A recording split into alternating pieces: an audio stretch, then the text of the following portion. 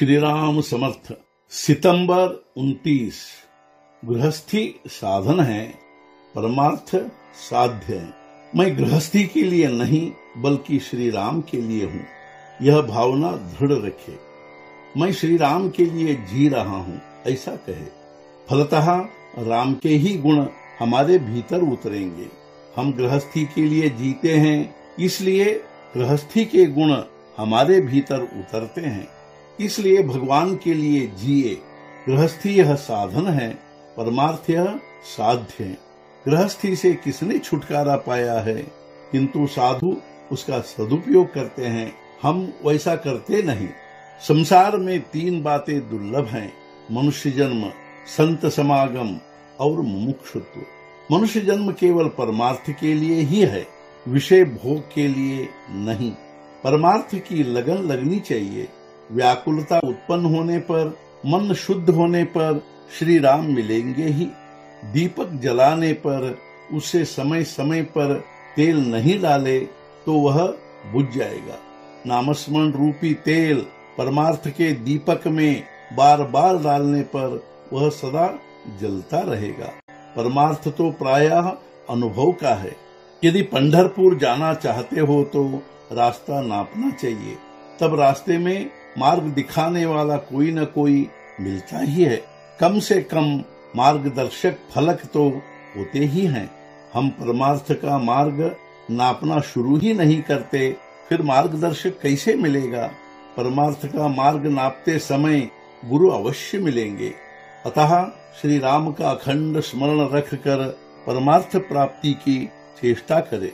आचार विचार का समन्वय हो। जो पोथी में हम पढ़ते हैं, सुनते हैं, उसका कुछ अंश कृति में उतारे। पोथी पढ़ने के पश्चात जितना समझ गया है उतना तो कम से कम आचरण में लाने में क्या हर्ज है। जो समझ में नहीं आए वह भी धीरे धीरे समझेगा। घर से बाहर आते ही एकदम गंतव्य स्थान दिखाई नहीं देगा।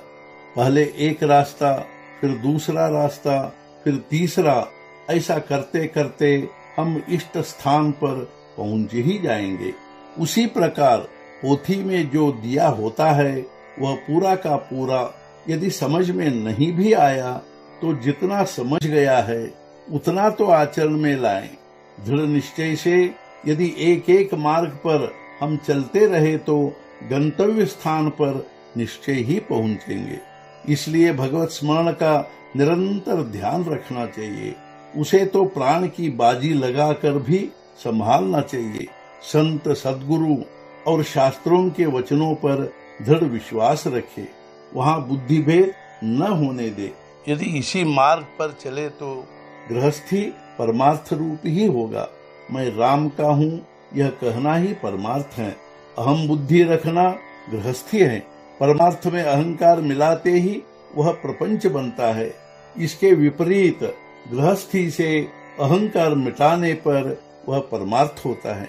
गृहस्थी रूपी वृक्ष को हम अभिमान रूपी जल से बार बार सींचते हैं, इसलिए वह इतना बढ़ गया है। अतः मूलतः अभिमान ही मिटाना चाहिए। सच्चा कर्ता ईश्वर होते हुए भी हमारा जीव अकारण मैं करता हूँ ऐसा मानता है। पेड़ का पत्ता भी राम की शक्ति के बिना हिलता नहीं। देह का जीवन निर्वाह भी वह करता है। मैं करता नहीं हूँ बल्कि राम ही करता है। भावना बढ़ाना ही उपासना है। आज का मुख्य विचार, यदि जीव मैं ही करता हूँ ऐसा नहीं मानेगा तो उसे सुख दुख भुगताना नहीं पड़ेगा। सद्गुरुनाथ महाराज की जय। जय जय रघुवीर समर्थ।